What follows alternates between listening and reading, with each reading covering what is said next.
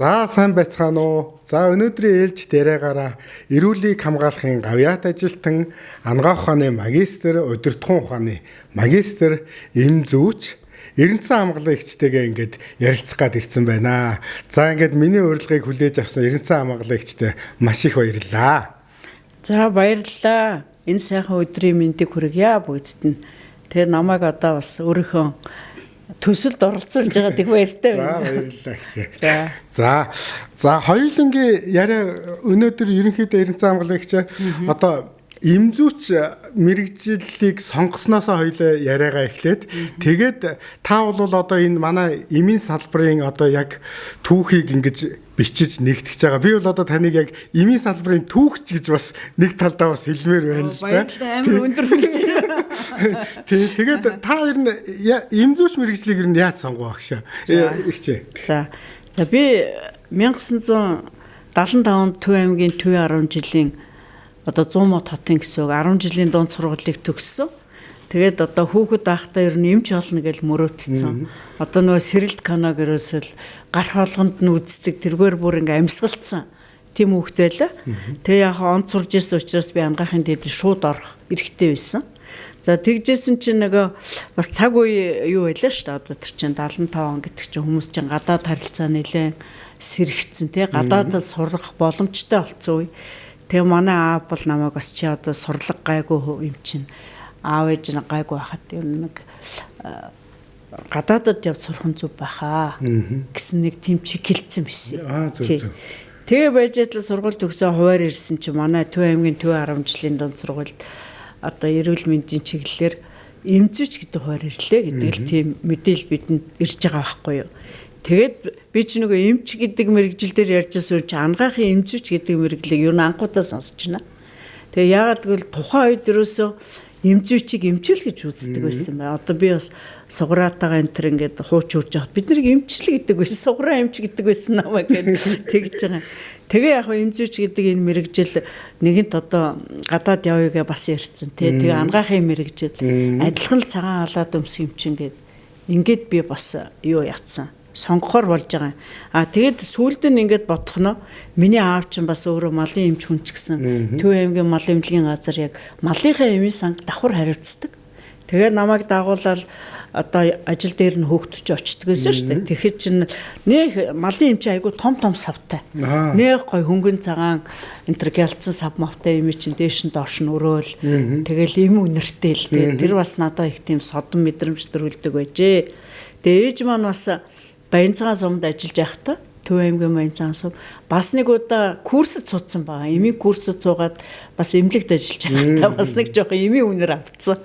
Тэгээд тэр энэ мэтийн юм маань бас надад суур болсон юм шиг. Тэгэл би одоо эмзүүчгээд Эрхүүгийн анагаах ухааны одоо дээд сургууль тухайд одоо бол их сургуулийн эмзийн факультетийн одоо 1-р курсын эсэлтэй. Тэгээд яг хаа эсэлтийн шалгалтаа би одоо онц энэ өгчихсэн. Нэг хичээлээ сайн өгсөн. Бэлтгэлгүй явцсан. Тэгээд тухайн үед чинь 1 жил бэлтгэдэг байсан. Тэгээд Оросд бэлтгэлгүй сурна. Би ч өөрөө Төв аймгийн Төв 10 жилийн орон нутгийн сургуулийг төгссөн хүн байдаг. Тэгтээ яг Оросд дуртай байсан. Тэгэл одоо шалгалтаа онцгдсон болохоор намайг бэлтгэлгүй явуулсан. Яг эдгээр 1 жил хэмжиж байгаа ч гэсэн маш их ачаалттай байсан. Үнэхээр одоо нөгөө шууд ингээл 1-р курс оюутан болчихж байгаа шүү дээ. Тэгээд орос хэл дээр лекц сонсноо. Эхний үед ч лекц мэгч байхгүй орсуудынхаа дэвтрийг хуулаад явдаг байсан. Тэгээд сүүлдээ явхаа тэгээд одоо бас хүний чармайлт хүчин зүтгэл хүн ерөн зорьсон юмныхаа төлөө өөрийгөө дайчлах хэрэгтэй тий. Тэр л одоо зан арын шиг миний тэр одоо хөдөлмөр шүү дээ. Тэр маань одоо бас орос хэл дээр одоо сургууль төгсөхдөө би одоо диплом онц хамгаалаад ирсэн хүн байгаа шүү дээ. Тий бүх шалгалтаа онцгойл тий. Тэгэл эмзүүч болсон да. За тэгээд одоо эн чинь ингээд эмийн салбарт ч одоо таац хэдчнэн жил ингээд ажиллаж байна. За би ч тэгээ эмийн салбарын хүн гээл ер нь энэ чиглэлдээ ажиллана гэж ирсэн чинь 80 он төгсөд ирсэн чинь намайг анагаах ухааны дээд сургууль багшаар хуваарлж латин хэлний багш болгоод. Тэгээд тэр үеийн сайд чинь Нямосор сайд байхгүй юу? Одоо Дарсрынгийн Нямосор. Тэгээд Нямосор сайд дуудлаа гэдэл намайг уулзуулсан чинь за өөрөө ч одоо Ангаа ухааны дэд сургуулийн латин хэлний багшаар ажиллав. Би бүр нүд ороод ирсэн. Сайдаа би эмзүүчээр төгссөн штэ гэсэн чи би сайн мэдж байна. Өөрөө чинь сайн судалсан. Эмзүү чинь харин латин хэлийг түлхүү үздэг гэж надад хэлсэн байхгүй юу. Тэгээ би сайдын өмнөөс өөр үг хэлж болохгүй социализмын үед.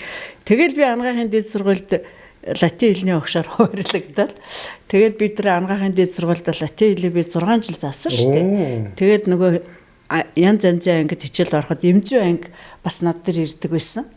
Тэгэл нөгөө эмзүү ангийнхантайгаа орохоор би ч бүр одоогийн хэлээр бол маш их кайфтай те. Нөгөө хэдтэйгээ тэгээд одоо мэрэгжлийнхээ дагуу юм ярина. Нөгөөдөлдөө айгүй илэгсэг дотн хандна. Тэр хэд маань ч одоо надад сайн ингээд бас анханасаа би эмзүүхэнтэйг холбогдож ирсэн байдаг тий. Тэгээд 86 онд намайг бас 84 онд намайг бас сургуулийн эвлээ хороон дараа болгочвоо нөгөө. Одоо манай мундаг удирдлагууч одоо манай Балдан дорж багш Бацүх проректор зэвгээ дарга гэл одоо намын хороон энэ гурлаа суужгаад чи одоо сургуулийн эвлээ хорооны дарга бол гэд ингээд одоо намайг булан шахаж байгаа байхгүй. Тэгээ би ч одоо нөгөө латин хэл маань жоохон юм муутай. Ерөнхийдөө нэг төрлийн л үйл ажиллагаа яваад байсан. Судалгаач хийх боломж муутай. Би болохоор нэлээд бас хөдөлгөөнтэй хүн шүү дээ. Тэгээд за тэгвэл би одоо эвлэн ажилтан болоо. Яг л би багш нарын эвлэн үүрийн дарга болсон байсан. Тэгсэн нөгөө чинь намайг сургуулийнх руу явуулж. Тэгээд би 84 онд эвлэлийн хорооны нарийн бичгийн дарга болонгуудаа цагийн багш болж байгаа шүү дээ. Тийм үндсэн ажил нь эвлэлийн дарга. Тэгэл 2 жил сургуульд эвлэлийн хорооны дарга цагийн багшаа хийгээд 86 онд би чи хот эвлэлийн хорооны 2 дахь нарийн бичгийн даргаар томилогдоод ингээд сургуулийн орхисон байхгүй яа. Тэгэл ерөнхийдөө яг эхлээд нөгөө өөрийн чинь асуултанд хариулахад шууд эмзрүүгээ орж чадаагүй. Гэхдээ нэг хэсэг эмийнхэнтэй багшилж ийсэн. Тэгээд дараа нь би одоо зах зээлд орсны дараа 2003 оноос л энэ салбартаа буцаж ирсэн шүү дээ. Тэгээд ер нь өөрийнхөө эзэмсэн мэрэгчлэлд яах гэж сурлаа бас үр дүнгийн энэ салбартаа зориулах хэрэгтэй гэж айгүйх боддог. Яг тэгвэл бид нар чи улсын одоо мөнгөөр сурсан. Оросын ард түмний хөрөнгөөр, Монголын ард түмний хөрөнгөөр тийм бид ч өөрсдөө нэг ч мөнгө төлөөгүй шүү дээ. Сурлагандаа яг амьдралдаа мэдэж өөрсдөө хариуцсан. Тэгэхээр зэрэг чи улсын хоорондоо одоо ингээд тэдний мөнгөөр сурсан хүн чинь бас өртөө үсттэй тийм энэ өрөө одоо төлөх ёстой, энэ салбартаа би зүтгэх ёстой гэж бодож чад 2003 онд яг би ажиллаа өгöd тэр үед нөгөө төрийн ажилтнуудыг 15% цомтгоно гэд. Тэгэхээр нөгөө би чинь засгийн газрын хэрэг эрхлэхэд эрүүл мэнд нийгэм хамгаалал хөдөлмөрийн бодлогын асуудал эрхэлсэн референт ахлах референтээр яг 8 жил ажилласан байсан байхгүй. Тэгэл яг тэр 15% цомгтол гэсэн бүх дарга нарын чинь царайнд бараагаал одоо хэнийгээ яах вүлээ гэд ийм асуудал болсон чи би дарга би ажилласаа ер нь гарья гэд. Нэлээд хэдэн жил бодсон юм аа би. Гэтэ энэ үнэхээр гарч чадахгүй. Жасраагаан засгийн газар шин 4 жил ямар хүнд үед ажиллав. Дараа нь арчилсан одоо засгийн газар гэх юм уу тий ардчилсан намынхаа ялаад 4 солигдох засгийн газартай би ажиллаж л байсан референтээр. Тэгэл одоо дараа нь яг ардын нам ахад ялцсан байсан. Тэгэл ер нь салбар руугаа явъя гэдэг л бодлоготой хөтлөгдөө. Тэгээд 2003 оноос чинь би эмзэн салбартаа ирээд сугар цэр найзтайгаа хоёулаа хамт Тун Эрдэнэ фарм гэдэг компани өргөтгөхөд ингээ ажиллаж исэн. Тэгэл ирсэн жилээс эхлээл би ийм холбооны удирдах зүйлийг гişүн болсон. Тий, тэгэл одоо болтол ингээл ийм холбоотой. Одоо бас нэг зөвлөх багийн гişүн шүү дээ би ч одоо ингээд үндсэндээ одоо 22 жил болж байна уу тий. Тийм бэ. Тэг ингээл энэ салбарынхаа төлөөл ажиллаж байна да. Тий. За тийм тэгээд одоо Эрдэнэ хамгааллагч ярианы ихэнд би одоо таныг яг эмийн салбарын одоо яг түүхч гээд одоо тодтогоод бас хэлж байгаа шүү дээ тийм ээ. Тийм харин тэгээд энэ маш их баярлалаа том цол байна шүү. Тэгэхээр та одоо яг энэ одоо манай эмийн одоо 102 жилийн энэ жил чинь одоо ингээд тохиож байна тийм ээ гэж. Тий. Тэгэхээр та одоо 2023 онд бол хөгжил тэмүүлсэн 100 гэдэг энэ том одоо ном том ном бүр одоо энэ чинь бот шүү дээ одоо тийм ээ. Энийг одоо ингээд бас гаргасан байна. Тэгээ хоёулаа одоо энэ эмийн салбарынхаа сайхан түүхийг тэгээ таны энэ номыг тэгэл ер нь манай эмийн салбарынхан чинь бас их дараахан ирнэ айгүй их авьяастай хүмүүс идэх юм байна шүү дээ тийм ээ. Тэгээ сайхан энэ эмийн салбарынхаа тухай бас ингээд яриад үргэлжлүүлээ тийм ээ. За баярлалаа. Тэгээд таны энэ ном ингээд 4 өнгөтэй байгаа хичээ тийм ээ. Эхлээд энэ өнгөний учраас нь эхлэе тийм ээ. За. Тэгэхээр зэрэг ер нь манай эм хангамжийн салбар маань улс ордож маш чухал салбараа. Бид бол одоо ингээ өнөөдөр 2 хоногийн дараа 102 жилийн хойг тэмдэглэх гэж штэ. Тэгээд хоёлаа бас их бэлэг тэмдэглэлтэй өмнө нь ингээ сайхан ярилцах боломж олцсонд би маш их баяртай байна. За тэгээ нэгэнт одоо 100 жилийг туулж байгаа салбар чинь бас түүхээ бүтээж үлдээхгүй л ингээд түүх чинь яаж одоо нэгдэж явах вэ гэхээр бас нэг ийм тодорхой хэлбэрт орж иж тэ. Одоо ингээ он дарааллаараа үйл ажиллагаа бүх юм нь харагдаж хүний энэ түүхийг хэн бүтээсэн, энэ салбарын бодлого нь ямар байсан, ямар хүмүүс яаж хүчэн зүтгэж юу, өмнө ямар байсан, одоо ямар байна, ирээдүйд бас яах вэ гэдэг юм. Энэ чиглэлүүдээр ер нь нэг салбарын түүх одоо номтой байх хэрэгтэй гэж би нэлээд бодсон. Олон жил бодож байна та. Тэгэл одоо болт бүтэхгүй янзаар явж байгаа л яг одоо 100 жилийн одоо өмнөх жил гэхүүдээ тий 2021 оны сүүлээр ингээд санаад зовоод тэгээ би нэг санаачлаг гаргасан. Ер нь салбарын номоо бүтээя гэд. Тэгээд энийг салбарын хамт олондоо мэдээлээд яг эм холбооны одоо хурал чуулган дээр би яг энэ саналыг анх хэлж ирсэн та. Тий 22 онд.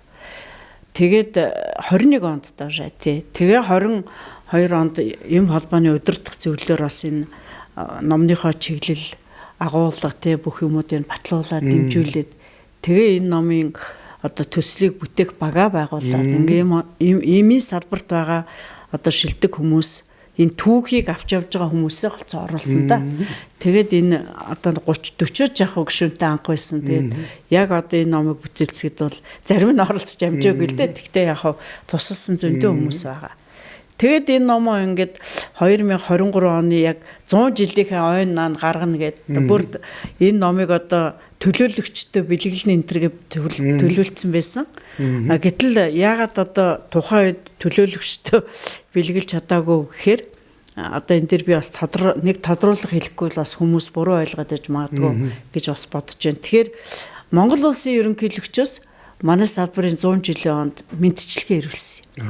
Тэгээд тэр мэдчилгээг би номонд оруулах ёстой гэж бодоод ингээд одоо энэ мэдчилгээг авъя гэсэн чинь мэдчилгээг нь баталгаажаагүй байхгүй юу? Тий. Тэгэхээр нь баталгаажихыг хүлээсэн.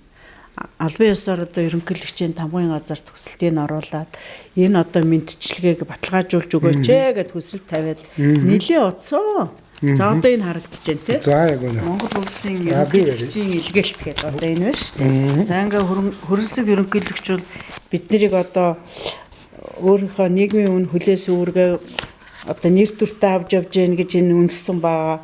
Тэгээ ялангуяа одоо цар тахал гэх мэт одоо ийм нийтийг хамарсан одоо өвчин энэ төр гарахтаа энэ үед бол та нар үнэхээр одоо мундаг ажиллаж шүү те нэр төртөөгөр авч явсан гэдэг ингээ хэлж байгаа юм л та.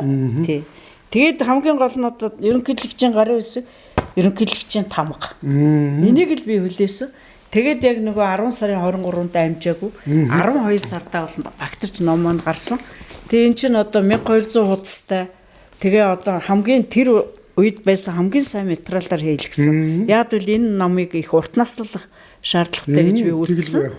За тэгээд ингээд одоо их сайхан хөвлөд ингээ ямар ч л байсан задраад унчхааргүй ийм номыг одоо баримтаглан авч баримтаглан бий болгож одоо ингээ энэ салбарын хамт олондоо би одоо ингээд гаргаж өгч байгаамаа. Тэгээд яг одоо 2 жил өнгөрчлөө л да. Жохон даруухан загнаад энийхээ нээлт мэлт гэж хийгээгүй байгаа. Тэгвэл одоо 2020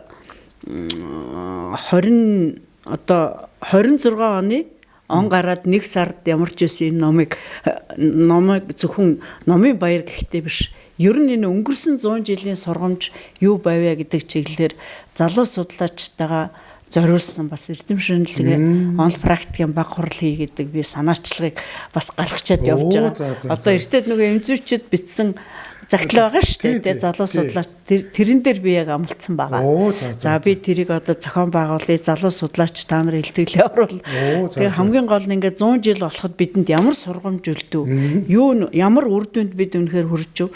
Цаашдаа одоо энэ бий болгосон өв уламжил дээр үндэслээд бид одоо юуг зорих хэвтэй 2 дахь 100-да бид яаж энэ салбарыг авч явах хэвтэй вэ? Бидний хэдийн төлөвчийг хандлага ер нь юу руу чиглэх үү гэдэг рүү бас нэг тийм хорл хий гэсэн юм бодолтой байгаа. Тэгээ яг энэ дөрвөн өнгөл өөрөө их онцолж их зөв ажигласан байна. Тэгэхээр энэ дөрвөн өнгөл одоо манай эм хангамжийн салбарын одоо социализмын үеийн 70 жилийн түүхэн ногоон байгаа. Маш зузаан байна тийм байна. Тий.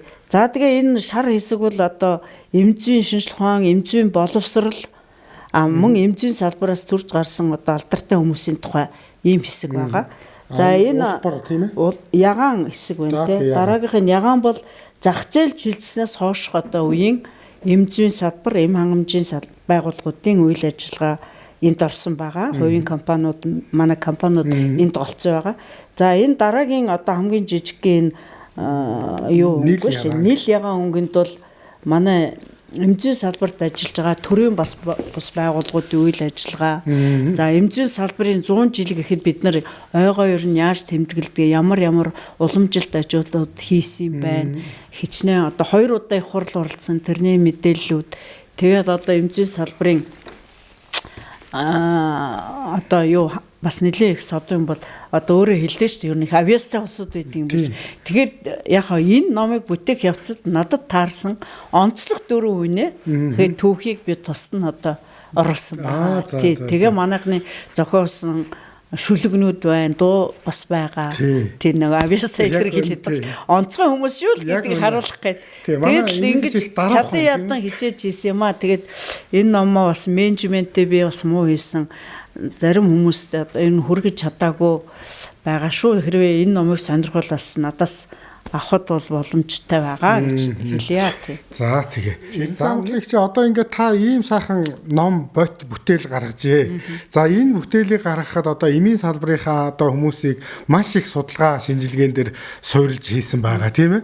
За тэгэхээр одоо хоёулаа ер нь энэ эмийн салбарынхаа энэ судалгаа шинжилгээ энийг бүтээхэд ингээд одоо эмийнхнийхээ мундаг одоо онцлог хүмүүсээс ингээд ярих тийм ээ. Тий. За зүйтэй.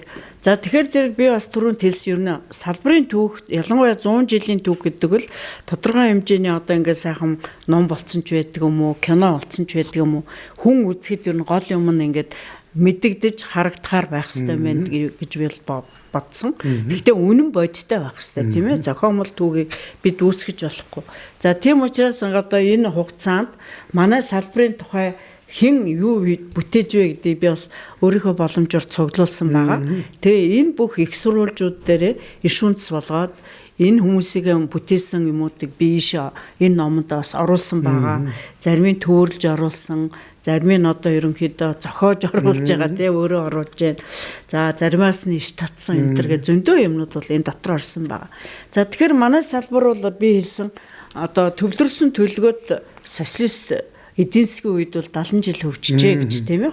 23 оны 10 дугаар сарын 25-ны өдөр одоо анх байгуулагдсан түүхтэй. Энэ анх байгуулагдсан түүх маань одоо манай агуу Жанжин Сүхбаатар жанжны одоо тушаалаар тий тэр одоо хүрээнд 1921 онд 8 дугаар сарын 15-нд анх байгуулагдсан байсан цэргийн эмнэлэг гэж байсан шүү дээ бас тийм ээ. Бас Сүхбаатарын тушаалаар. Тэгэхээр эн чинь манай эрүүл мэндийн салбарын үндэс нь 21 оны 8 дугаар сарын 15-ны өдөр байгуулагдсан анхны эмнэлгийн одоо өдрөөр бол манай эрүүл мэндийн салбарын түүх эхэлж байгаа. Түүнээс хойш бараг одоо 2 жилийн дараа тийм ээ. Одоо энэ эм хангамжийн салбарын түүх бол анхны эмийн санг байгуулагдсанаар эхэлсэн байна. Тэгвэл энэ эмийн сан нь болохоор одоо нөгөө цэргийн эмнэлгийн дэргэд байгуулсан эмнэлгийн дэргэд цэргээс гадна ард иргэдэд үйлчлэнэ гэдэг зорилттой хоёр талын үйлчлэл гэдэг гэсэн. Эмийн санг одоо анх байгуулад цэргийн одоо яамны мэдэлд анх байгуулсан байна шүү дээ. Тэгээд дөнгөж 26 онд бид нар чинь одоо дотоод тэргийн яамны мэдэл шилжээд тэгээд одоо энэ ардын эрүүлийн хамгаалах систем маань тэр үеэс бий дааж эхлээд одоо 26 онд тэр анхны улсын эмийн сан байгуулагдсан гэж байгаа. Тэ анхны улсын эмийн сан. За тэгээд энэ өнгөрсөн социализм үеийн түүхийг нэлээд эмхтгэд манай одоо 20 жил манай эм хангамжийн салбарыг удирдсан Гунгагийн Содом Даржа гэж агуу хүн байгаа. Эмзүүч. 1961 онд Монгол улсын их сургуулиас Ангаа ухааны дээд сургууль салахад, бидаа салахад хамгийн анхны эмзүүн ангийн оюутан болж орсон. 66 онд одоо төгссөн хамгийн анхны 36 эмзүүчийн нэг Гунгагийн Содом Даржа гэж Сүхбаатар аймгийн харьяатан ийм сайхан хүн байна. Тэгээ сод дарга маань энэ өнгөрсөн одоо социализм үеийн нэлийн гол одоо түүхийг энэ одоо бүгд найрамд Монгол ард улсын эмзүүн байгууллагын хөгжилтийн тухай танилцуулга гэдэг Орос Монгол хэл дээр ийм одоо брошюр гэхүүтэй бичсэн байгаа. Тэгээ одоо эндээс бол ердөө монгол хэл дээр бичсэн нь шүү дээ. Ингээд л 6 хуудсан л багтж байна. Улсын эм хангамж үйлдвэрлэлийн газар гэж. Тэгээ сод дарга бол 66 оноос эхлээд яг төгссөн жилээс эхлээд улсын эм хангамж үйлдвэрлэлийн газрын дараагаар томилогдоод тэгээд одоо энэ ажлыг бол удирдах зохион байгуулж явж исэн. Биднийг одоо оюутан байхад манай Эрхүүгийн Ангаа ухааны их сургуулийн номын санд бидэнтэй уулзаж одоо гадаадд сурж байгаа эмзүүчид та бүхэн сургуулийн амжилтаа төгсөөд салбартаа хурд ирж ажиллахыг бид хүлээж гэн шүү гэж хэлжсэн хүн байна. Тий, тэгээд сод даргатайгаа их бид одоо хамтарч ажиллаад сод дарга гэж авгаалдаг мөн ч сайхан хүн байсан та хөрх юм тий. За ийм одоо түүх байна. За тэгээд одоо дараа нь бол мэдээж энэс бол орсон байгаа. За дараа нь бол одоо манай бид түрүүнд бас хэлсэн манай ням осор гээд сайд байсан гэж.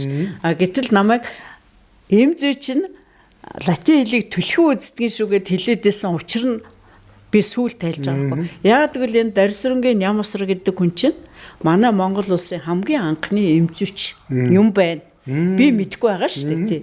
Тэгээд яг сүүлдээ мэдсэлтэй. Тэгэхээр энэ Дарсүрэнгийн ням осор гэдэг одоо энэ хүн маань 1954 онд Москва хотын Сеченовын нэрэмжит 1-р Ангаа ухааны дээд сургуулийг эмзүүч мэрэгчлэр төгссөн. 49 онд бол Ангаа ухааны техникум төгсөөд эм найруулагч болсон байсан.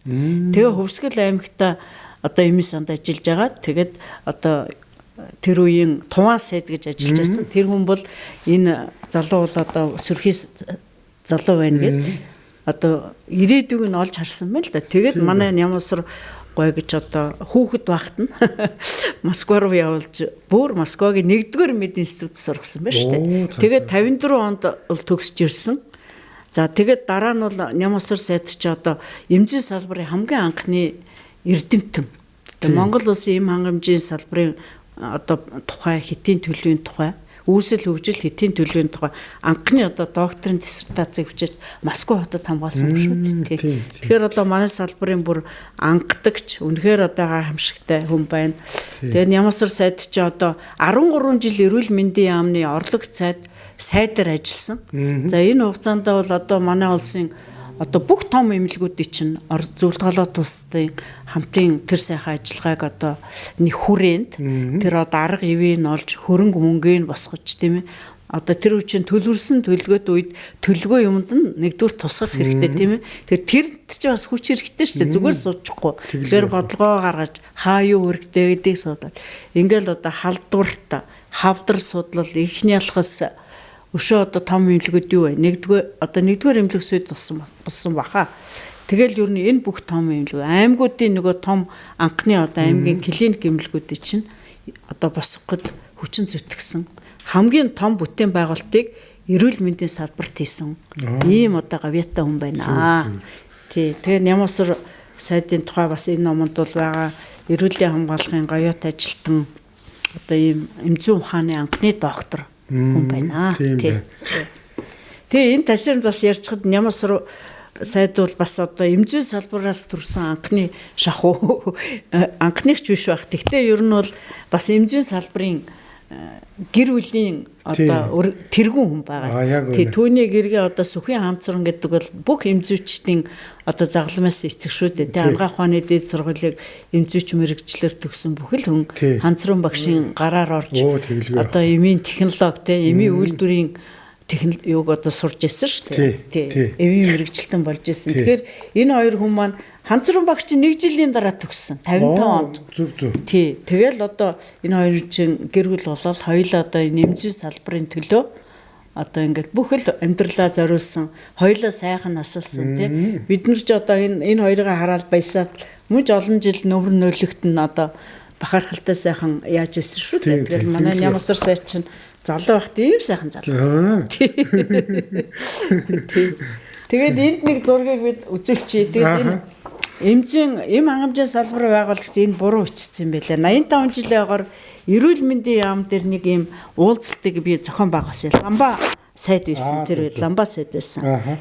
Тэгээд энэ одоо тэр тухайн үед байсан манай салбарын анхдагчид одоо энэ алтан үеийнхнийгээ уриад ингээд ламба сайдтай уулзуулаад бас бэлэг хаддаг өгүүлээд одоо тийм энэ зураг бол үнэхээр одоо түүхэн зураг тийм ээ. Одоо энэ дотроос ч ингээд ламба сайд чи өөрөө босоод энэ зогссон байна те. Тийм бай. За тэгэл одоо Нямсар доктор байна, Хан Цууран багш маань байна, нөгөө соо дарга маань энэ байж байна. Осор гоод гэдэг энэ одоо дайны үед халах голын дайны үед фронт дээр одоо туслын уусмал шингэний чи бэлдэж явсан хүн биш. За. Гар ажиллагаагаар. Тийм. Маш одоо мундаг анхны төгсөгч бас. Тийм бай. За тэгээд одоо энэ ангаахын Москвад ангаах төгссөн хүмүүс бас байгаа. Нацаг магва энэ одоо энэ багш байсан шүү. Манай Лай доктор байна. Ленинградын эм хиймийн сургуулийг төгссөн одоо эмийн үйлдвэрийн технологи инженер те. Одоо энэ хин лусан амжилгаа бас энэ биш. Энэ хоёр чинь нэг сургууль төгссөн. Хоёулаа одоо эмийн технологийн чиглэлээр хоёулаа эмийн үйлдвэрийн эхлээд лууя лусан амжилгаа дараа нь ламжууга дараагаар ажиллаж өмнөх дарга нь манай Нямсар сайд. Эмийн үйлдвэрийн те. За тэгээд одоо яг хуу манай эм холбооныхон одоо манай хүрлээ доктор байна. За тэр үед би одоо энэ гүйцэтгэх захирлаар ажиллаж исэн юм холбооны. Тэгэл одоо санаачилж бид нар хамт хийжсэн манай Жая ах байна. Одоо манай юм холбооны бас миний өмнөх гүйцэтгэх захирал. Тэгээд энэ Хишиг Доржгой байна. Улаанбаатар хотын эмийн сангийн конторын олон жил ажилласан дарга. Тэгээд анхны төгсөгчдөөс одоо энэ хингой байна. Гарамжугай байна. Бас одоо энэ Өмнөгой аймгаас гавья тосон хүн байгаа шүү дээ. За тэгээд энэ чунагч нь өөр газар төгссөн. Манай энэ Даширэнцэн гавьяатай сүлд гавья тосон самдан цоодлогой байна гэх жишээ нь. Ингээд нэг ийм зураг бас үлдээсэн байгаа. Би бүр энийг хараад гоё түүхэн зураг. Айгуу сайхан дуртай. Тийм бай. Тий одоо ингээд ийм ерөөсөө ийм зураг ийм номол ер нь үлдэх юм биш үү гэж бодоод байгаа шүү дээ. Тэгээд яг энэ бүх хүмүүсийн юм орсон байгаа. Тэгээд одоо дараагийн бүр онцолж хэлэх хүн бол манай Данзангийн Мангаал амгаа байна. Бас маш их түүхэн мундаг хүн байгаа. Өөрөө ч мундаг хүний тухай яригсан шүү дээ. За тэгэхээр энэ Данзангийн Мангаал лам гэж их сайхан тийм буйны нэртэй хүн гинэ. Тэгээд ламаа хаяад мангаа гэд бид нар одоо хүмүүс нэрлээ сурсан юм байна. За энэ хүн бол их түүхтэй. 1961 онд одоо нэг гадаадад ингээд Орос Монголын гэрээгээр зөвлөгөөлөө тустай байгуулсан гэрээгээр Монголын одоо залуучуудыг улсаардын аж ахуйд хэрэгцээтэй мэрэгчлэр Оросд сургах болсон. Тэгээд 1961 онд Монголын 14 залуу одоо Ирхүү хотод очиж сурсан гэж байгаа. Ер нь зөвлөх холоод руу сурахаар явсан. За тэгээд Ирхүү хот маань одоо нэгдүгээр их ойрхон манай хилд ойрхон тий. Тэгэл одоо ерөнхийдөө манай ангаахын одоо хамгийн анхны тэгтээ бас хамгийн анхны хүшээ хоёрдугаар өөр багаараа очисон одоо тэр групп дотор бол мангагой багтсан байгаа. Тий. Тэгээд тэр 14 хүнээс чинь 66 онд 11 хүн төгсч ирэхэд 4 эмзүүч байсан. Нэг нь одоо мангагой тэгээд одоо муна гэж бас нэг сайхан хүн байгаа. Тий. Тэгээд оюун гээд одоо булган аймд ажиллаж исэн. Тэгээд одоо манай Пэлжин ихч одоо Пунцаг гээд ардын эмч байгаа шүү дээ. Тэр хүн чинь шүдний чиглэлээр төгссөн байгаа аахгүй Норипл багш. Та нар мэдэрч шүү дээ. Шүдний чиглэлээр одоо бас төгссөн хүмүүс байгаа. Хүний эмчээр ганцхан хүн. Тэгэл эмзүү стоматологоор төгссөн байгаа аахгүй. Тэгэхээр тэр 11 хүний нэг нь бол энэ манай Нямагой байсан. Мангагой байсан. Тэгээ Мангагой чинь одоо энэ Лочин гэдэг юу шинжлэх ухааны доктор мундаг хүн байдаг шүү дээ. Хэвлэл зүйн асуудал. Тэр хүн бол манай мангаг өвөрж их магтана. Одоо жоохон тийм манай мангаа бол мэрэгчлээ эмзүүч боловч сэтгүүл зүйдээ бол шаггүй сэтгүүлчээ. Сэтгэл зүйн тэр нөгөө одоо сэтгүүлч хүний одоо бичиж байгаа уран бүтээл нь бол маш одоо тийм онцгой бүтээлүүдийг туурвдаг. Өөрөө яагаад бол онцгой мэрэгжилтэй учраас онцгой бүтээл туурвдаг сэтгүүлч хүн шүү гэж ингэж бичсэн байдсан билээ. Надад бас их таалагдчихсан. Тэгээ Монгол бол одоо олон ном бичсэн. Түүн дотроос одоо надад бол 3 ном л байгаа. Энэ 100-д мөнгөрөх ахам 100-д мөнгөрөх ахамтууд энэ одоо нөгөө алтан үеийнхний ихэнх хүмүүс энэ дотор байж байгаа. Одоо энэ исторжгоон тухай материал гэхтэл энэ дотор байж байгаа. Эмийн үйлдвэрийн анхны одоо мундаг дарга. За тэгээд манай энэ эмзүү салбарын одоо төрийн байгуулагч нь янз янзын нэрээр ингээд л ажиллаад явсан. Эм бэлтгэлийн газар гэдгээс эхлээд явхад ажилласан бүх дарга нарын намтрыг энэ хүн бичсэн байгаа шүү дээ. За тэгээд дараа нь бол энэ он цагийн төрлөг буюу эм хангамжийнхан гээд энэ номыг болохоор зэрэг 2003 онд бичсэн байгаа. Эмзүү салбарын одоо 70 жилийн 80 жилийн ойгоор бичсэн байна те. За ийм ном байж байгаа. Энэ дотор бол бас нэлээд олон хүмүүсийн намтрыг тэгтээ бол зүгээр ингээд намтрыг бичихгүй яг сэтгүүл зүйн хэлбэрт оруулаад найруулад өгүүлэл юм уу одоо тийм ээ тэр хүний тухай гол материалыг түүж бичдэг өөрийн онцлогтой юм байсан байна. За дараа нь Монгоогоо энэ Инквай гэдэг манай Инквай шүү дээ нөгөө нийслэлийн эмзэг эрүүл мэндийн газрын эмзэгч байсан тий. Тэгээ ижи зөөлөн сэтгэлийн өглөг. Энийг бол нийслэлийн эрүүл мэндийн байгууллагын ой зориулж бичсэн. Энэ дотроос манай эмийнх нэлээд орсон. Хотод голдоо ажилласан хүмүүс ингээд орсон. Ийм 3 ном л одоо надад олдод байна. Гэтэ өөр бас зөндөө олон номууд кино зохиол хүртэл байдаг гэж байгаа маа. Тий. Тэгээд энэ Монгохог би ягаад ингэж хэлж яах гэхээр зэрэг энэ хүн бол яг энэ салбарын одоо түүхийн эхний хувьцааг үл ерөнхийд нь бичиж гаргажээ. За Нямаа сургууч гэсэн юу байгаа 93 онд шүү дээ. Эм хамжийн одоо эрт цагийн одоо түүхэн баримтууд гэсэн бас тийм брошюр гаргасан байгаа. Тэгээ тэрийг бол надад аширцсангаа өгөөд ингээд копицсан хувь байсан. Тэрийг би өнөөдөр олсонгүй. Ер нь 93 онд улсын одоо төв архивт байгаа эмтэй холбоотой материалуудыг Нямаа сургуулиас судлаад бүр фондын хаана хадгалж гэнэ гэдгийг нэшлээд ингээд нэг анхны номыг бол гаргасан. Тэгээд дараа нь манай Нямаа сургууль Монгоогоо ирж хамтраад бас одоо энэ эмзүүхийн юу одоо үүсэл хөгжлийн түүхийг бол нэлээд одоо бичсэн гарцсан хүмүүс байгаа. За энэ дотроос онцлог одоо манай анхны төгсөгч энэ гүмбийн цэцэглэн гой. Химийн лабораторийн чиглэл юм шүү дээ. Тэгээд цэцэглээ гэж бол бас их сайн нийтлэлч юм байна.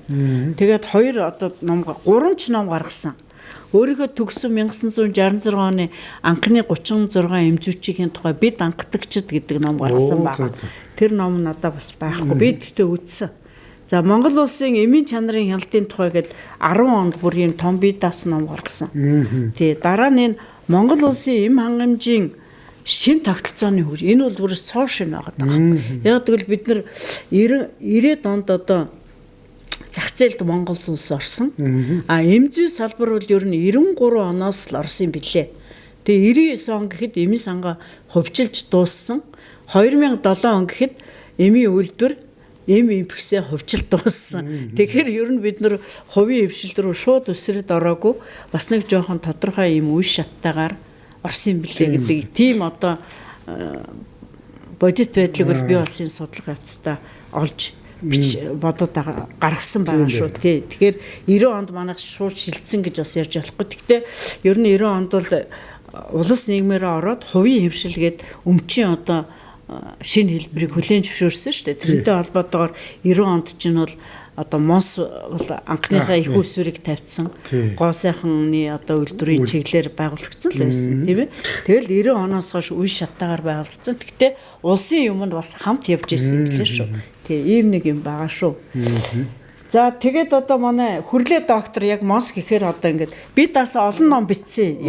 Тийм тэгээд монголчуудын бахархал монсчууд гээд одоо манай хөрлөө доктор ч манай ер нь бүх юмны бас нямасруугийн дараа хангадагч байхгүй юу.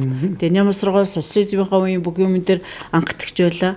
Хөрлөө доктор бол би одоо яг өөрийнхөө бодлыг хэлэхэд бол зах зээл хилцсэн үеэс хоошгол бүх дүүгэнд хангадагч болж байна тийм ээ.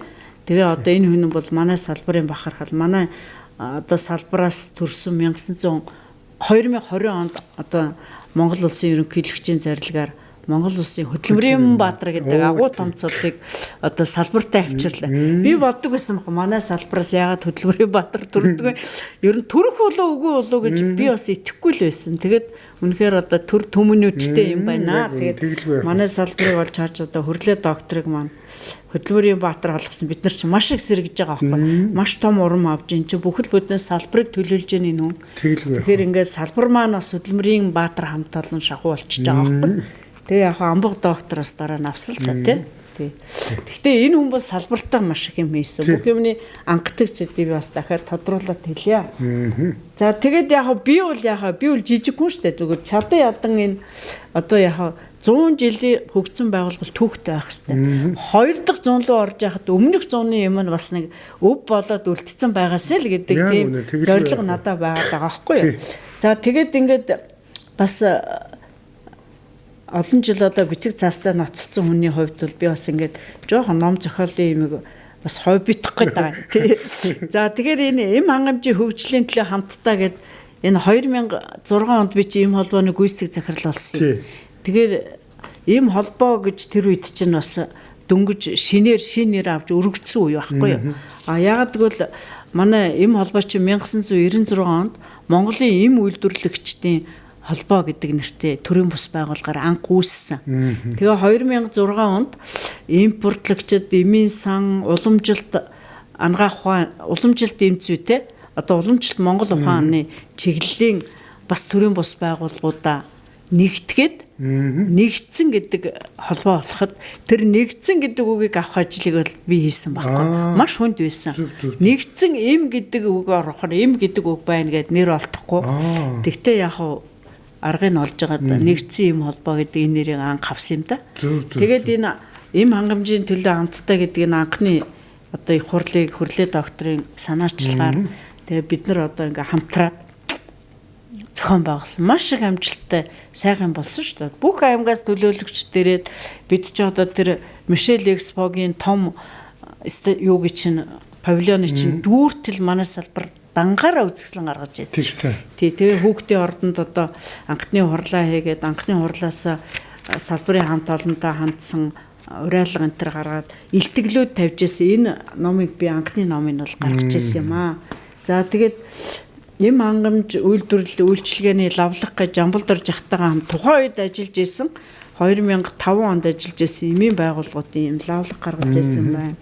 За эм хангамжийн хөгжлийн чиг хандлага гэдэг энэ 85 жилийн анхудаа 5 жилийн тэмдэглэсэн. Дандаа 10-10-оор явжсэн 85 гэдээ ороод ирсэн. За тэр үед одоо ингээд ханцран багштайгаа уулзаад кино энтер хийгээд урлагийн наадам зохиогоод спортын наадам зохиогоод бүгдийг энэ 2 сэдэд багтааж би гаргасан. Тэгээд эрдэм шинжилгээ онол практикийн хурлаад энийг бас ном болгоод гаргасан. Тэгээд ингээд бас нэг 85 жилийн юм үлдсэн байдгийн. За тэгээд одоо энэний дараа яг дундуур нь би бас 2 ном гаргасан. Тэрийг би дараа нь хэлээ. Тэгэл одоо энэ том номыг л одоо бүтээх гэж мөн чиг зүтгэлээ. Мөн чиг суулаа. Тэгээ яг одоо ямар ч байсан ингээд нэг харахад манай салбар номтой болсон гэж бодхоос бол сэтгэл үеиг л байна тий. Тэгээд яг одоо манай салбарын хамт олон би бас сайн нөгөө залуу эмччүүдтэй гардулсан шүү дээ. Тэгээд ер нь аймагуудад ч бас нэлээд тарсан хүмүүс бас их сайн л үнэлгээ өгöd байгаа. Дүнгэр дорж академич маань одоо чийлж чадсан байна л гэсэн. Тэгээд болсон ба хөрлөө доктор үнэлсэн ер нь бүгдэрнгээс нь л би магтаалын үг сонсоод байгаа шүү. Тэгээд бас тэрнээс сэтгэл хангалуун байна. За ийм ингээд бол ер нь бол энэгээр би юу хэлэх гээд байна гэхээр эмзэн салбар бол дотроо түүх судлаа авч явах хэрэгтэй байна. Тэгэхээр энэ түүх гэдэг юмыг үүсгээд энийг авч явах хүмүүс хэрэгтэй байна. Тэгээ мангагой Нямбасар доктор одоо тэгэл цэцэглэн ихч одоо энэ манай хөрлөө доктор ингээд явж гин те яха би ингээд дүнгэж орж ирж гин.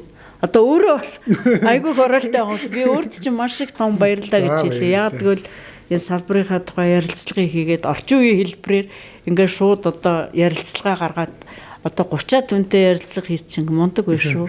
Тэгээ одоо энэ сайхан уламжил байна. Үлдээс үйл байна те. Өв байна. Тэгэхээр бас энэ ажилдаа их тууштай байгаарэ гэж хүсэн өрөө амжилт хүсье. Тий. За одоо Эрдэнэт аймагын ихч хоёулаа эм хангамжийн салбарынхаа одоо хөгжлийн үе шатууд гэх юм уу да тийм ээ. Энийг бас ингээд нөгөө англиад бас тодорхой үе шатуудаар та гаргасан байгаа шүү дээ. Энэ талаараа бас дэлгэрүүлээд ярил. За тэгэхээр манай эм хангамжийн одоо эм хангамжийн сүүлийн үед бол эм хангамжийн байгууллага эмзэн салбар гэж яриад байгаа шүү. Тий. Тэгэхээр зэрэг одоо энэ 100-ыг хөгжөөд үнцээ тавиад хөгжөөд тодорхой төвшөнд хүргээд дараагийн үедээ бол хүлээлгээд төгссөн байна тий.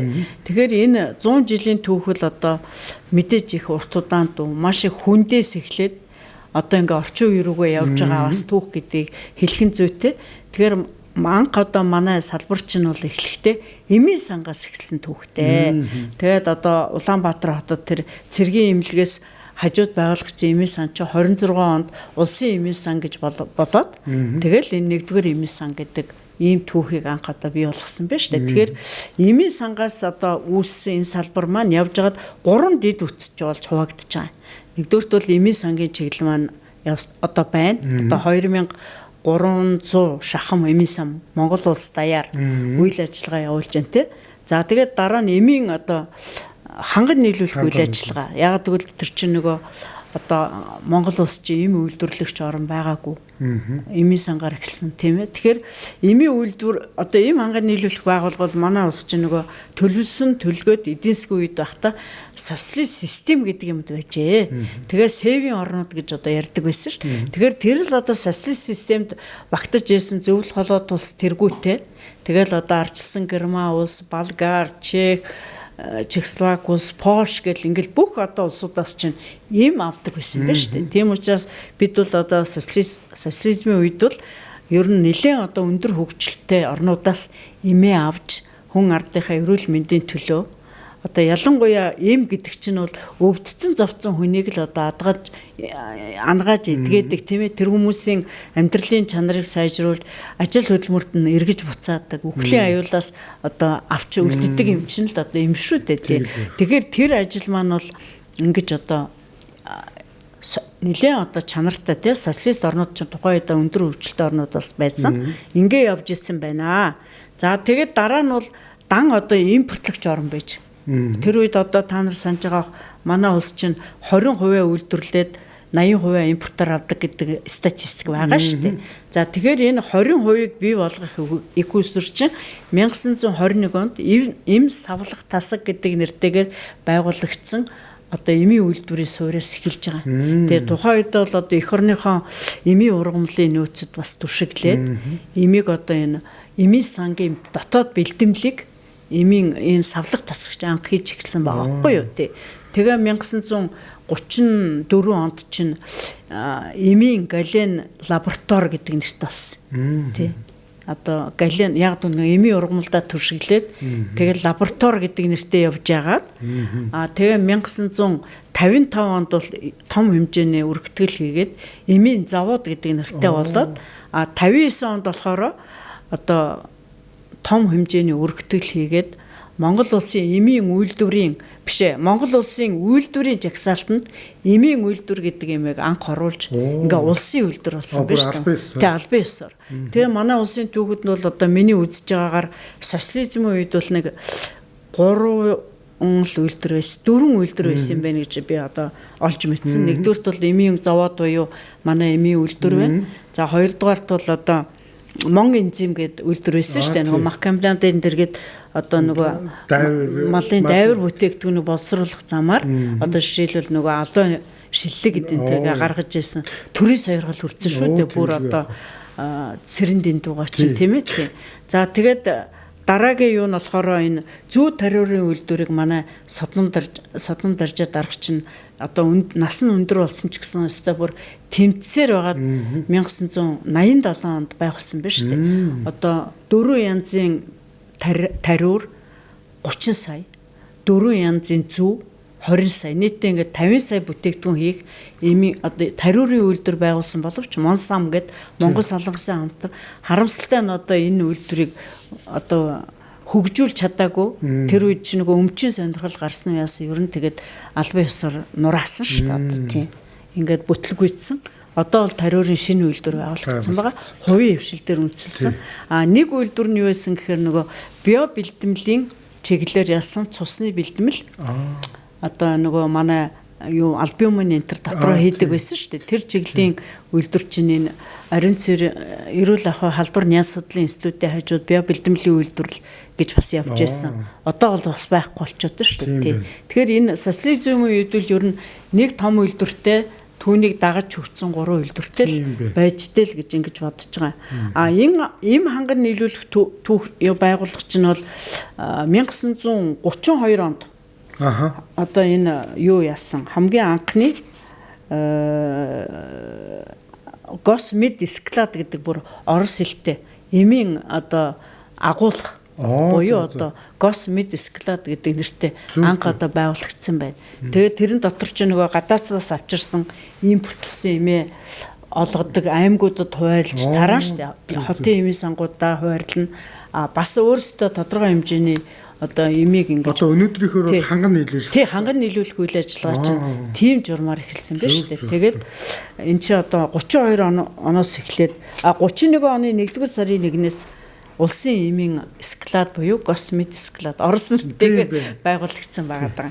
Тэгээд эн чинь хөгжиж явсаар байгаа л хамгийн сүүлийн түүх нь Монгол эмийн импекстер очиод л одоо манай ханган нийлүүлэх байгууллагын түүх чинь ер нь өндөрлөө. Тэр маань 2003 онд 49% хувьчлагдаад 2007 онд 51% хувьчлагдаад ингээд хувийн хвшилд шилжсэн байгаа байхгүй юу. Тэгээд им ханган нийлүүлэхийн стандартын дагуу одоо зөндөө олон ханган нийл 440 ханган нийлүүлэх байгууллага байна гэдэг ш. Им эмнэлгийн хэрэгсэл онцлогморс бүгдээрээ нийлээд байх л да. Тий. Эмийн үйлдвэр чинь бол ер нь зах зээлийн одоо үед хүртэл чинь бол нэг 40-од үйлдвэртэй гэдэг л тоо явсан. Зүгээр энэ юунд дэрүүлсэн номонд орсон байгаа Чин зориг сайдын илтгэлд бол 44 ийм үйлдвэртэй гэж орсон. Түүнээс 10 GMP хангасан байгаа шүү дээ. 10 GMP хангасан. Тий. 10 ч 9 байх шүү. 9 GMP хамгийн анхных нь Iveco үйлдвэр. Тий. Тэгэл ингээд яваад байгаа шүү дээ. Нэмэгдчихэл байна тий. За ингэж одоо манай эмийн үйлдвэр эмийн хангамж маань одоо эмзүү маань 3 дэд бүтцээс бүтэж байна гэдэг би бас хэлмээр байна. Тэгээ энэ 3 дэд бүтц одоогийн байдлаар бол нэг 5000 гаруй хүн ажилладаг шүү дээ. Тэгэхээр бол бас одоо улсаар дайжхан салбартаа бид нар чинь нэлээд одоо их том байр суурь эзэлсэн маш олон ажлын байр бий болгосон тийм ээ. Тэгээд том аж ахуйн нэгжүүд гарсан. Монгол улсын топ 100-д одоо багтдаг аж ахуйн нэгдвч одоо бараг 3 болчиход шүү дээ. Топ 100 тийм ээ. Жил болгоор шалгар болдог. Тэгээд маш их татварыг одоо улсдаа төлж байна. Хүмүүсийг одоо амьдралын чанарыг л одоо дэвшүүлэх бол бидний гол зорилго байгаа. За тэгээ эм хангамжийн салбарын хөгжлийн асуудлаар бол хамгийн анхны эрдэм шинжилгээний судалгааны ажлыг хийж Ням усар сайд маань 1972 онд Москва хотноо Москвагийн 1-р мэдээ институтад анхны эмзэн ухаан одоо эмзэн ухааны докторийн зэргийг хамгаалж манай улсад шинэ одоо эмзэн салбарын эрдэм шинжилгээний ажлын анхны докторийн мөрийг нээсэн биш үү одоо тий. За тэрнээс хойш бол манай салбарт энэ номонд бол нэг 70 эрдэмтний ямар сэдвээр хаана хамгаалсан гэсэн мэдээлэл орсон. Гэтэ би дутуу байх гэж боддتي. Тий зарим хүмүүсийн бас ороогүй байх магадлалтай гэж ингэж бодож байгаа. За Ням усар сайд бол энэ 72 онд хийсэн эрдэм шинжилгээний судалгаагаараа яг социализмын үеэр хийж байгаа шүү дээ. 3 одоо үйлчлэлийг бол гаргасан байна. За 1923-аас 1945 онд бол Монголын эм хангамжийн бүсчилсэн систем бүрэлдэн тогтсон анхны үе гэж. Тэгээ би энэ дээр энэ бүсчилсэн гэдэг үгэн дээр ямар их холыг харсан гэж би боддог байхгүй. Одоо бид дөнгөж л одоо энэ 2024 оны улсын хурлын сонгуулиас бүсчилсэн хөгжлийн бий болголоо шүү дээ. Бүсчилсэн тойрог хүртэл гарлаа тий. Тэгэхээр бол энэ бүсчилсэн гэж яагаад орсон гэхээр манай улс чинь Улаанбаатарт 23 онд нэг эмийн сан байлаа. Цэргийн яамны дээр гээд. Дараа нь 26 он шилжээд улсын анхны эмийн сан боллоо. 28 онд 7 сарын 1-нд 11-нд гэсэн Сэлэнг аймагт Алтан булагт одоо хил дээр гэсэн үг тийм ээ. Орос Монголын хил дээр орон нутгийн анхны эмийн сан байгуулагдлаа. Яагаад Сэлэнг аймаг гэхээр Орос Монгол хэлжэн тэндээс эмээ авахд бол одоо нөгөө зам харилцааны хувьд бол их тос зөвхөмтэй байсан биз. Тэгээд дараа нь 1930 онд Дорнод аймгийн Баян дунд. Тэгээ 31 онд одоо Ховд аймгийн Жаргалантад, Жаргалан цумд. Тэгээд тэрний дараа Архангай аймгийн Цэцэрлэгт. Тэгээ Хинтээ аймгийн Мөрөнд, Завханы Улаастад гэх мэтээр ингээд нөгөө бүсчилсэн байдлаар одоо баруун зүүн хойд урдтай энэ чиглэлүүд дээр бид эмийнхаа санг анх байгуулсан байна шүү дээ. Тэгээ 1930 он гэхэд манайх чи 15 эмийн сантай болцсон байна. Голцоо аймагуд, саяны аймагуудын тоороод. Тэгээ ер нь 40 он гэхэд бол манайх ч одоо эмийн сан бол ер нь бүх сумдынхаа эмийн санг байгуулад гэсэн аймаг биш. Тийм эмийн сантай болсон биш л 100 гаруй эмийн сантай болсон байсан. За 2 дугаар үе шатыг бол 45 оноос 65 он гэж авч утсан байна. Эм хангамжийн хөгжил зохион байгуулалтын хувьд бэхжсэн 2 дахь үе гэж байна. Тийм үнэхээр одоо зохион байгуулалтын хувьд бэхжсэн эмийн сан байснаа, эмийн үйлдвэртэй болсон, хангамжийнхаа байсан, төрийн удирдах бүтцийн байгууллагатай болсон мөн үү? Гадаад харилцаа хөгжсөн, өөрийн болсон хүчинтэй болсон байна шүү дээ. Гол нь тийм ээ. 66 оноос эхлээл яг 34 онд техникум ангахын техникум байгуулагдсан гэдэг нэг мэдээ байд юм байна. Тэгтээ яг тэр оныг бас лавлах хэрэгтэй гэж би бодоод байгаа. Тэгэхээр энэ хооронд бол бид нар бол яг ингээд хөгжлийнхаа тал суурийг иж бүрдлэр нь ингэж босгож одоо чадчихэ гэж үзэж болж байгаа. За 1965 оноос эм хангамжийг шинжлэх ухааны үндэстэй хөгжүүлэх шинэ 3 дахь үе гэж манай сайд одоо хувааж үзсэн. Тэгэхээр зэрэг энэ бол ингээд шинэ 3 дахь үе гэдэг энэ орчин үеийн судлаачид бол маш их зай тавьж өгсөн байгаа байхгүй. Шинэ 3 дахь үе. Тэгэхээр одоо шинэ үед бол юу болж байна гэдгийг одоо бид нар тодорхойлоод энэ зах зээлийнхээ 30 гаруй жилийн түүхтэй холбоож одоо дараагийн шат маань яг ямар шат вэ гэдгийг тодорхойлох энэ асуудлыг судлаачдын өмнө нээлттэл явж гин шүү дээ гэж ингэж одоо хэлж болох гээд байгаа. Яг хөө Цэцэглэнгой бас өөрийнхөө тэр тогтолцооно гэдэг номдоо бас юу гаргасан шүү. Өөрийнхөө хэмжээнд бас үйлчлэг гаргасан юм байлаа. Тэгэхээр ер нь одоо манайх чи 1921 онд анх одоо ардын хувьсгал ялсны дараа бол энэ орчин цагийн Европ шинжлэх ухааныг одоо шинжлэх ухаан түүн дотор ангаах ухааныг хөгжүүлнэ гэдэг юмыг тунхаглаад тэгээ эрүүл мэндийн үйлчилгээ бол үн төлбөргүй байна гэдгийг 24 онд одоо улсын нөгөө анхны үндсэн хууль баталсан хурал дээрээс шийдсэн ус байхгүй юу. Тийм тэр утгаараа бол бид нар чи ингээд социализмын үед бол одоо бүгдээрээ одоо эрүүл мэндийн үйлчилгээг мөнгө төлөхгүйгээр авч чадаж ийсэн хүн ам нь одоо өсөж ийсэн тийм ээ. Тэгэхээр бидний ажлын үр дүн юу гэхээр би бол энэ хүн амын өсөлтөөр гарах хэрэгтэй гэж бодож байгаа юм. Жишээлбэл бид нар одоо 1 сая дахь иргэнэ бид нар чинь 1962 онд авч исэн баг. Тий 62 онд 1 сая дахь иргэнэ бүгд найрамд Монгол ард улс шүү дээ. Бас бүгд найрамд Монгол ард улс 1988 онд 2 сая дахь иргэнэ огтож авч исэн. Одоо бид бол 3 сая дахь иргэнэ бол энэ шин зуунд огтож авсан баг шүү дээ. Зах зээлдээ бол огтцсон баг. Одоо 3 сая 500 л гэж ярьж байна тий. Тэгэхээр ингээд хүний амьдралын чанар дээшлээд ер нь бол одоо бид нар чи 21 оны хувьсгалын 540 мянган л хүнтэй л байсан гэдэг ус шүү дээ тий. Тэгэхээр ингээд 7 дахин одоо хүн ам маань бол өсчээ гэдэг энэ дотор бол эмийн оройлол их л байгаа гэж бид ойлгох хэрэгтэй. Энийгээ бид нар гаргаж тавьж тийм ээ. Эмийнхэн энэ улсаар дэжхүйн салбартаа улс эх орныхоо хөгжилд юу хийгээд байна, юу бүтээгээд байна. Эмийнхний хүчээр энэ улс оронд юу өөрчлөгдөн гэдгийг одоо нийтлэлд бас гаргаж таниулах ёстой. Ингээд их даруухан байгаад байна. Манайх бол дэнтүүд дөрх ажиллаа хийгээл яваад байна. Одоо сүүлийн үед бол нэлээд загнуулж яана гэж гомдол гараад байгаа шүү дээ. Яагаад гэвэл бид нар чи бас жоох нэр муутай болчиход байна. Тэгэхээр бол энэ бол эмзийн салбар бол нэр муутай явах ёсгүй. Яагаад гэвэл хүний эрдэнэт амийг аврах хамгийн том хэрэгслийг одоо зах зээлд тийм ээ энэ амьдралд оруулж байгаа энэ буйныг хийж байгаа энэ мэрэгжил бол хизээч муу хэлэгдэх ёсгүй гэж би одоо боддог байхгүй юу. Тэгээ энэ утгаараа одоо бид нар манай эм хангамжийн салбар маань 100 жилийн өндөр нэр хүндтэй хүрээд одоо ингээд 2 дахь 100-ныхаа 2 дахь жилд орж байгаа юм биш үү тийм ээ. Ингээд одоо эм Монгол улсад эм хангамжийн байгууллага эмзүйн салбар үүсч өгцсөний 102 жилийн ойг тохиолдуулаад эмзүйн салбарт ажиллаж байгаа нийт одоо эмзүйн мэрэгчлэнүүд бусад одоо мэрэгжлийн бүх хүмүүс бидэнтэй хамтарч ажилладаг бүх одоо хүмүүст ойн баярын мэндчилгээ хүргэе. Тэгээ та бүхний хийж байгаа буянтай сайхан үс чинь хүн ардынхаа одоо сайн сайхан амьдралыг улам одоо сайжруул сэтгэл ханамжлын дээшлүүлж бидний эзэмшсэн мэрэгжлийн сайн сайхныг илтгэн харуулах болтугай гэж өрөөж байна. За өстой их баярлалаа. Хоёлаа энэ түүхийг яриад бол одоо энэ цаг хугацаанд бол ягаад багтахгүй шүү дээ. Тийм ээ. Тэгээ энээс ингээд бас хоёлаа аль болох багтаахыг чармааж ингээд гоё ярилцлага боллоо. Таньдаа маш их баярлалаа. Ад жаргал сайн сайхан бүхнийг хүсэн өрөө. Одоо энэ сайхан түүх эрдэм судлалын судалгааны ажилд нь амжилт хүсье. За баярлалаа. Тэгээ 100 жилийн түүхийг одоо цаг шавхах хугацаанд багтаах гэж бид хоёр нэлээд давчирлаа. Тэгээд дэлгэрүүлэх янз бүрийн одоо асуудлууд байл бидний хаяг бол байгаа. Нээлттэй шүү. Холбогдож байгаарэ. Түүхээ хамтран бүтээцгээе.